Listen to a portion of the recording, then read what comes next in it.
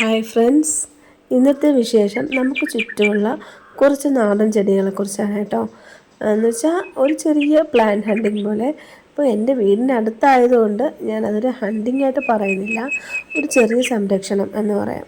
അപ്പോൾ വഴിയോരങ്ങളിൽ ഈ മഴ കഴിഞ്ഞാൽ ഒത്തിരി ചെടികൾ തനിയെ മുളച്ച് വരാറുണ്ട്. അത് നിങ്ങൾ ഒന്ന് ശ്രദ്ധിച്ചാൽ മനസ്സിലാവും കേട്ടോ. അങ്ങനെ കുറച്ച് ചെടികൾ എനിക്ക് കിട്ടിയിട്ടുണ്ട്. അങ്ങനെ നാടൻ ചെടികളുടെ കുറച്ച് ഒന്നോ രണ്ടോ കളക്ഷനാണ് കേട്ടോ. അപ്പോൾ ഇതെൻ്റെ മോനെ സൈക്കിൾ ചവിട്ടാനായിട്ട് വൈകിട്ട് ഒരു 4:30 മണി 5 മണിയൊക്കെ ആകുമ്പോൾ പോകും കേട്ടോ.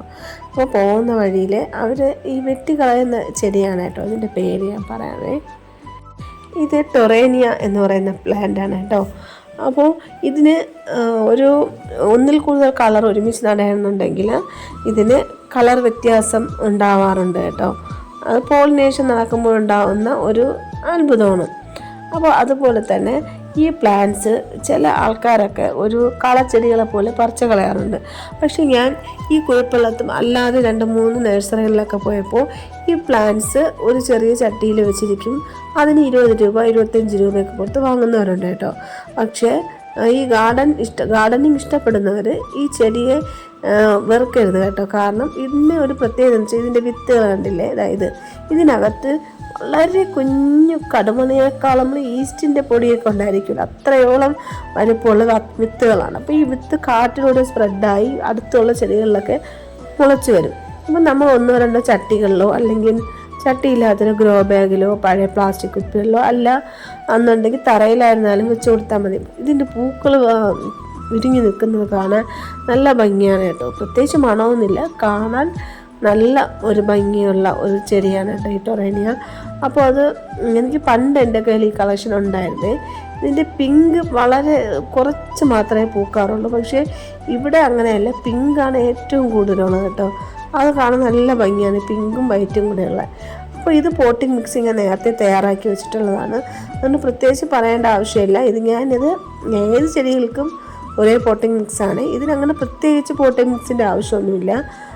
പക്ഷേ ഞാനിതിൽ കോക്കോപീറ്റും മണലും പിന്നെ ചാണകപ്പൊടിയും ചേർത്തിട്ടുണ്ട്. അതുകൊണ്ട് ഇത് നന്നായിട്ട് പുഷ്ടിയോടെ വളരും. അല്ലെങ്കിൽ അത് വളരും കേട്ടോ. ഞാൻ എല്ലാവരോടും പറയുന്നതാണ്, ഇതൊക്കെ ഉണ്ടെങ്കിൽ ഗാർഡനിങ് ചെയ്യാൻ പറ്റുമോ എന്നൊന്നുമില്ല. ഇതുപോലെയുള്ള നല്ല നല്ല നാടൻ ചെടികളൊക്കെ ഉണ്ടല്ലോ, അതിന് സാധാ നമുക്ക് മേൽമണ്ണ് മാത്രം മതി കേട്ടോ. അത് നന്നായിട്ട് വളരും. അതിന് 1-2 നേരം, വെയിലുള്ള സമയത്താണെങ്കിൽ 2 നേരം അല്ലെങ്കിൽ 1 നേരം വളരെ കുറച്ച് വെള്ളം കൊടുത്താലും ഇതൊക്കെ വളർന്ന് കയറിക്കോളും കേട്ടോ. അതുകൊണ്ട് നമ്മൾ ഒരിക്കലും ഈ നാടൻ ചെടികളെ അവഗണിക്കരുതേ. നമ്മളതിനെ നട്ട് അതിൻ്റെ വംശം നിലനിർത്തണം. അല്ലാതെ ഇതൊരു കളച്ചെടിയെപ്പോലെ നമ്മൾ പറിച്ച് കളയരുതേ. എന്ത് ഭംഗിയാണെന്നറിയാമോ. ഇതുപോലെ ഈ കിണറിന് ചുറ്റും ഇതേ ചെടികൾ തന്നെ അങ്ങനെ ഒരുപോലെ വെച്ച് എന്ത് ഭംഗിയായിരിക്കും.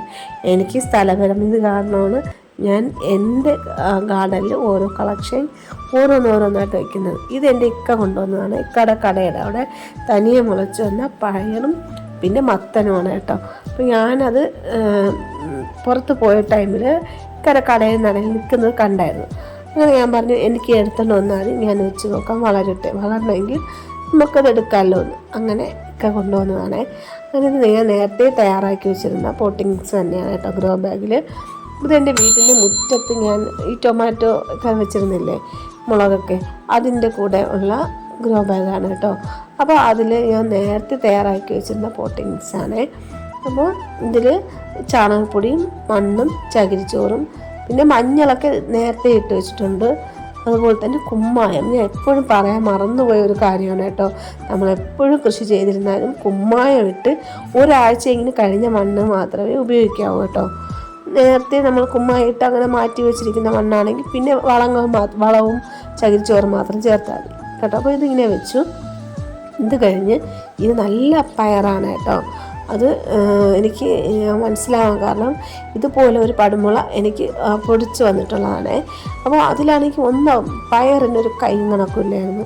നല്ല രീതിയിൽ അത് വളർന്ന് ഒരു കൊലയിൽ തന്നെ ഈ 3-4 പയർ അങ്ങനെ വളർന്നു വരും കേട്ടോ. അപ്പോൾ ഇതെൻ്റെ മുകളിൽ വെക്കാനുള്ള ചട്ടിയായിരുന്നു. ഞാൻ എടുത്തു. എന്തായാലും എനിക്ക് ചെടി നടണം, അത്രയല്ലേ ഉള്ളൂ. ഇത് ഗാർഡനിൽ വന്ന ഇലകളാണ് കേട്ടോ.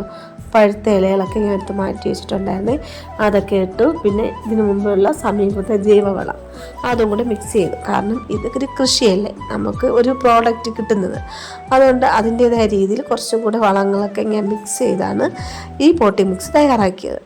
അപ്പോൾ ഇതിൽ ഞാൻ ചകിരിച്ചോറ് കുറച്ച് ഓവറായിട്ട് ചേർത്തിട്ടില്ല. ഇതിൽ ഒരു 30% നമ്മൾ ചകിരിച്ചോറും ബാക്കി മേൽമണ്ണായതുകൊണ്ട് കുറച്ച് ലൂസായിരിക്കും, വെള്ളം പോകാൻ എളുപ്പമായിരിക്കും.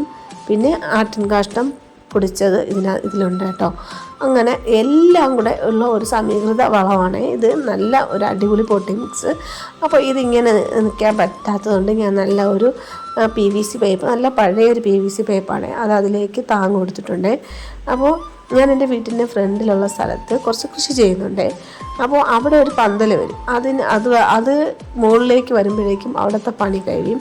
പിന്നെ ഇതിൽ നിന്ന് അതിലേക്ക് കണക്ഷൻ പന്തൽ പോലെ കൊടുക്കാമെന്നാണ് വിചാരിച്ചത്. അങ്ങനെ ഇത് കിട്ടിയതിനെയും ഞാൻ സംരക്ഷിച്ചു കേട്ടോ. അപ്പോൾ എൻ്റെ കണ്ണിൻ്റെ മുമ്പിൽ ഒരു ചെടിയെ കണ്ടാൽ ഞാനതെടുക്കും, എൻ്റെ വീട്ടിൽ കൊണ്ടുവന്ന് വെക്കാറുണ്ട്. അങ്ങനെ ഒത്തിരി ചെടികൾ വളർന്നു വന്നിട്ടുണ്ട്. അതെപ്പോഴായാലും ഞാൻ ഗാർഡൻ ടൂർ ഇടുമ്പോൾ പറയാം കേട്ടോ, അത് ഏതൊക്കെയാണെന്ന്. അതുകൊണ്ടാണ് ഞാൻ പറയുന്നത്, മാക്സിമം ഒരു 50% വാങ്ങിയതും 50% എനിക്ക് പുറത്തുനിന്ന് കിട്ടിയതാണ് കേട്ടോ. ഇത് ഒരാഴ്ചയ്ക്ക് ശേഷമുള്ള അപ്ഡേഷനാണ്. ആദ്യം ഇടുന്ന ഇലകളൊക്കെ പോയി രണ്ടാമത് വളർന്നു വന്നു, ഇതിലേക്ക് അങ്ങ് പടർന്നു കയറും. ഇത് കഴിഞ്ഞിട്ട് എൻ്റെ വീടിൻ്റെ മുറ്റത്ത് തൊട്ടടുത്ത വീട്ടിൽ പണി നടന്നുകൊണ്ടിരിക്കുകയാണ് കേട്ടോ. ഈ മഴ സമയത്ത് എങ്ങനെയോ തെച്ചിയിലെ വിത്ത് വെള്ളം വഴി വന്ന് അത് തനിയെ മുളച്ചു വന്നതാണ്. ഇത് പക്ഷേ എടുക്കാൻ കുറച്ച് പണിപ്പെട്ടില്ല, കാണുന്നത് പോലെ എളുപ്പമുള്ളതല്ല. പക്ഷേ ഇതിൻ്റെ വേര് വളരെ ചെറുതേ എനിക്ക് കിട്ടിയുള്ളൂ. പക്ഷേ തെച്ചിക്ക് ചെറിയൊരു കമ്പ് വെച്ചിരുന്നാലും നന്നായിട്ട് മുളച്ചു വരും കേട്ടോ. പക്ഷേ ഇത് ഞാൻ വെച്ച് നല്ല രീതിയിൽ തളർപ്പ് വരുന്നുണ്ട് കേട്ടോ, വളരുന്നുണ്ട്. അപ്പോൾ ഇതിലാണെങ്കിൽ ഞാൻ റോസിൻ്റെ കൂടെയാണ് വെച്ചത്. ഒരു റോസ് കുറേ കാലമായി എൻ്റെ കയ്യിലുണ്ടായിരുന്ന റോസാണ്. അപ്പോൾ അത് കമ്പായിട്ട് നിൽപ്പുണ്ട് വെച്ചാൽ ഫുൾ ഞാൻ പ്രൂണിങ് ചെയ്ത് വെച്ചിട്ടുണ്ട്. അതുകൊണ്ട് ഒരു ചെറിയ തളർപ്പൊന്നും അതിലൊരു മുട്ടും വന്നിട്ടുണ്ട് കേട്ടോ. അപ്പോൾ അതിൻ്റെ കൂടെ ഈ തെച്ചിയും വെച്ചു. കാരണം നോക്കട്ടെ, വളരണമെങ്കിൽ വളരട്ടെ എന്നുള്ള രീതിയിൽ വെച്ചാൽ തെച്ചി ഇത് വന്നിട്ട് മെഡിസിനൽ വാല്യൂ ഉള്ള തെച്ചിയാണ്. ഈ അടുക്കായിട്ട് വരുന്നതല്ല, ഈ കുറച്ച് ഇതളുകളുള്ള തെച്ചി ഉണ്ടല്ലോ, അതാണ്. അപ്പോൾ അത് നോക്കട്ടെ, വളർന്ന് വന്നാൽ ഇത് നല്ല രീതിയിൽ ആക്കിയെടുക്കണം എന്നുള്ള ഒരു ഉദ്ദേശത്തിലാണ്. അങ്ങനെ അതൊരു ചട്ടിയിൽ കൊണ്ടുവന്ന് വെച്ചു. കണ്ടില്ലേ, ഇത് ഒരാഴ്ച കഴിഞ്ഞിട്ടുള്ള അപ്ഡേഷനാണ്. പുതിയ ഇലകളൊക്കെ വന്നു തുടങ്ങി. അപ്പോൾ എനിക്ക് സന്തോഷമായി. കാരണം നമ്മൾ കൊണ്ടുവന്ന് വെക്കുന്ന ചെടികൾ നന്നായിട്ട് വന്ന് നമുക്കതൊരു സന്തോഷമല്ലേ. അങ്ങനെ അത് നന്നായിട്ട് വളരട്ടെ എന്ന് ആശംസിക്കുകയാണേ. അങ്ങനെ എൻ്റെ ഈ വീഡിയോ എല്ലാവർക്കും ഇഷ്ടപ്പെട്ടുവെങ്കിൽ ഒന്ന് ലൈക്ക് ചെയ്ത് ഷെയർ ചെയ്ത് കമൻറ്റ് ചെയ്യണേ, മറക്കരുത്. നിങ്ങളുടെ സപ്പോർട്ട് അത്യാവശ്യമാണ് കേട്ടോ. പിന്നെ ഇത് ജൂൺ ബ്രൈഡ് കലേഡിയാണ് കേട്ടോ. ഇതിനു മുമ്പേ ഹണ്ട് ചെയ്ത് കൊണ്ടുവന്ന് വെച്ചെന്ന് പറഞ്ഞില്ലേ, അത് നല്ല രീതിയിൽ ഒത്തിരി ഇലകളൊക്കെ വന്ന് നിൽപ്പുണ്ട്, കണ്ടില്ലേ. അപ്പോൾ അതിൻ്റെ ഒരു അപ്ഡേഷൻ പോലെ ഞാൻ തന്നതാണ്. അപ്പോൾ എല്ലാ കൂട്ടുകാരും ലൈക്ക് ചെയ്യുക, ഷെയർ ചെയ്യുക, സബ്സ്ക്രൈബ് ചെയ്യുക. Thank you.